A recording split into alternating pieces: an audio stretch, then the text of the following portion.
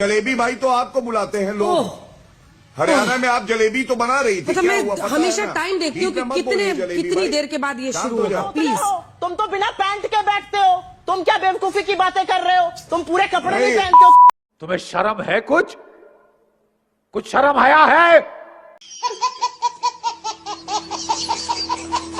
तो नमस्कार दोस्तों, आज की इस वीडियो में हम बात करने वाले हैं उस सवाल की जो सिर्फ मंदिर का सवाल नहीं है, बल्कि हमारी सोच, हमारी संस्कृति और हमारी पहचान से जुड़ा हुआ सवाल है। आखिर राम मंदिर की आवश्यकता क्यों है और क्यों हर बार सवाल सिर्फ हमारे सनातन धर्म पर ही उठाए जाते हैं, हमारे मंदिरों पर ही उठाए जाते हैं। इस वीडियो को अंत तक ज़रूर देखिए, क्योंकि आज जो बातें होने वाली हैं वो शायद आपकी सोच बदल दें। तो देखिए ये वाली वीडियो।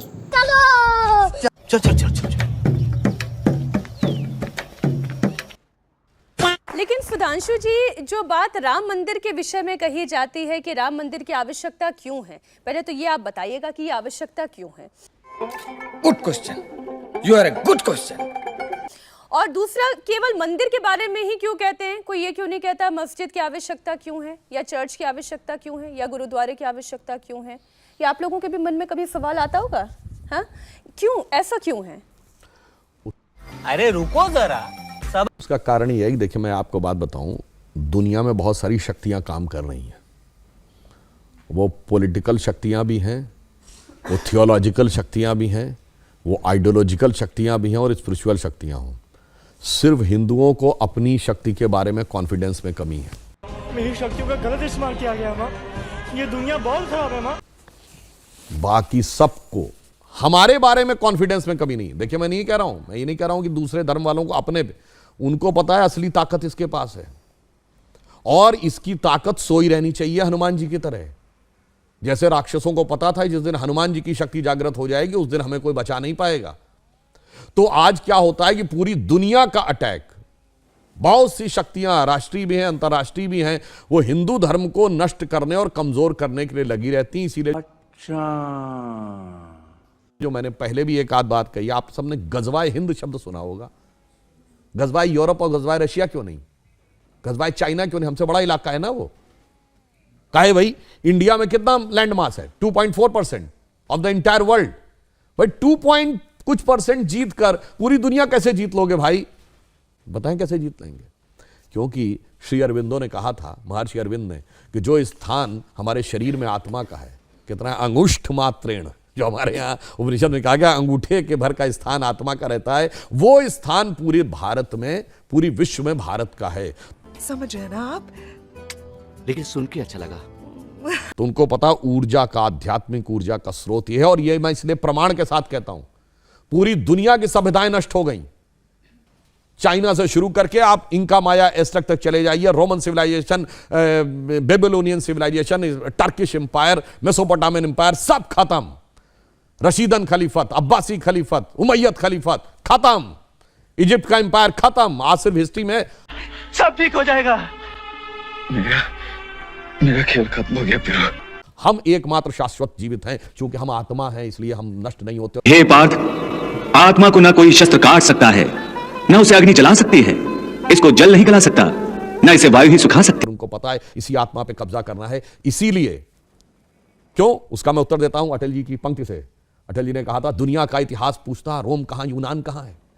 दुनिया का इतिहास पूछता रोम कहां यूनान कहां है। घर घर में शुभ अग्नि जगाता वो उन्नत ईरान कहां है।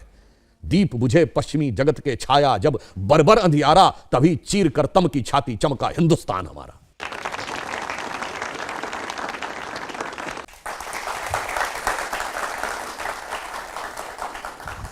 और इसीलिए मैं आपको एक और बात बताऊं, इसलिए भी मैं उनकी भी गलती नहीं मानता हूं। देखिए, उन लोगों को एक माइंडसेट है, सीमेटिक थॉट ये कहता है। देखिए, एक और बात बताऊं, यहां पे थोड़ा अलग हटके, हिंदू धर्म और भारतीय परंपरा में एक बहुत अंतर था। हमारे यहां कोई रिस्ट्रिक्शन नहीं था। ईमानदारी की बात कहें, गृहस्थों का कर्तव्य होता था, जो धर्म गुरु होते थे उनका मत संप्रदाय होता था। जैसे हमारे यहां कोई समस्या नहीं, आप देवी के भक्त हैं या शंकर जी के भक्त हैं, ये बड़ी अच्छी बात कही आप कृष्ण के भक्त हैं या राम के भक्त हैं या गणेश के भक्त हैं, कोई फर्क नहीं पड़ता।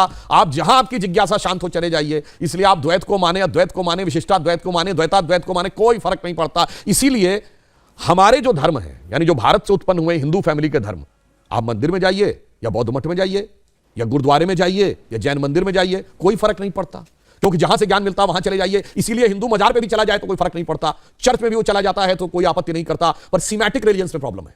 अगर आप चर्च में जाते हैं तो आप मस्जिद नहीं जा सकते। तो इस वीडियो में सुधांशु सर जी ने एक बहुत गहरी और सोचने वाली बात कही है। उन्होंने बताया कि सनातन धर्म की सबसे बड़ी विशेषता उसकी उदारता और स्वीकार्यता है। हिंदू परंपरा में व्यक्ति वहाँ जाता है जहाँ उसे ज्ञान, शांति और आध्यात्मिक मार्गदर्शन मिले, चाहे वह मंदिर हो, गुरुद्वारा हो, चर्च हो या कोई अन्य स्थान हो। जबकि कई अन्य पंथों में उपासना के तरीकों और धार्मिक सीमाओं को लेकर अलग दृष्टिकोण देखने को मिलता है। यही सनातन की वह व्यापक सोच है जो वसुधैव कुटुंबकम की भावना को दर्शाती है। यदि आप देखेंगे कि यदि दूसरा कोई धर्म का व्यक्ति है तो यदि वो मस्जिद जाता है तो वो मंदिर कभी नहीं जाएगा, ऐसे ही चर्च में होता है। लेकिन जो हमारे धर्म के लोग हैं वो पूरे मतलब विश्व को वसुधैव कुटुंबकम की भावना से देखते हैं। तो देखिए वाली सुधांशु सर की बहुत बेहतरीन वीडियो।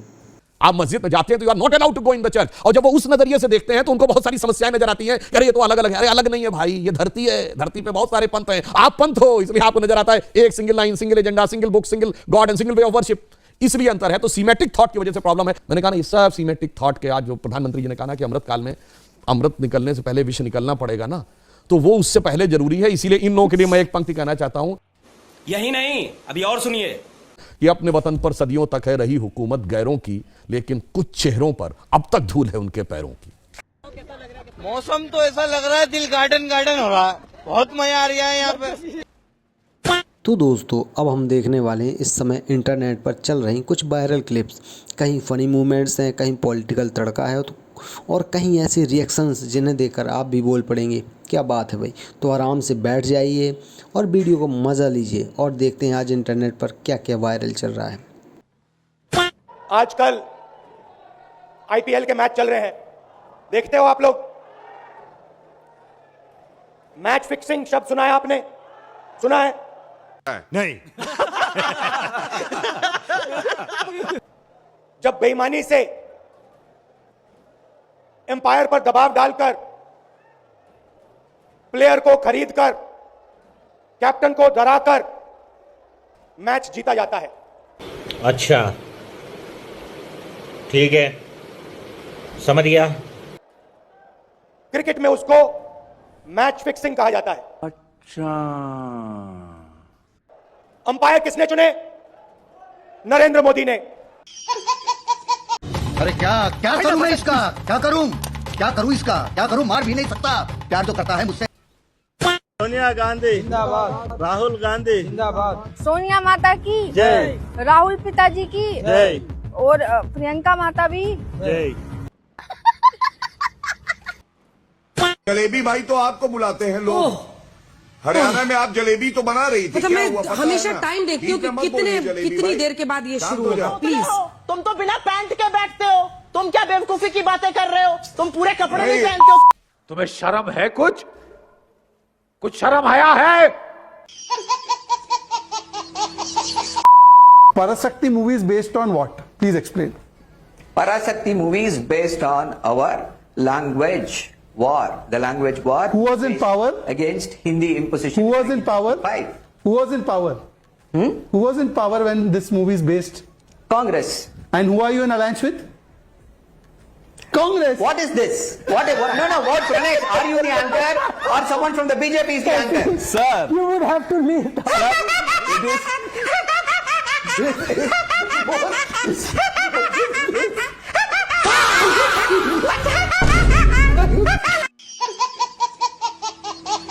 उम्मीद करता हूं दोस्तों आपको आज की ये वीडियो पसंद आई होगी। अगर आज के इन छोटे छोटे मूवमेंट्स ने कुछ मिनटों के लिए भी आपके चेहरे पर मुस्कुराहट लाई हो तो वही हमारे लिए सबसे बड़ी खुशी है। आप लोगों का प्यार, सपोर्ट और कमेंट्स ही हर बार मोटिवेशन देते हैं कुछ नया और बेहतरीन लाने की। बाकी हमेशा खुश रहिए, अपने परिवार का ध्यान रखिए और ज़िंदगी में ऐसे ही मुस्कुराते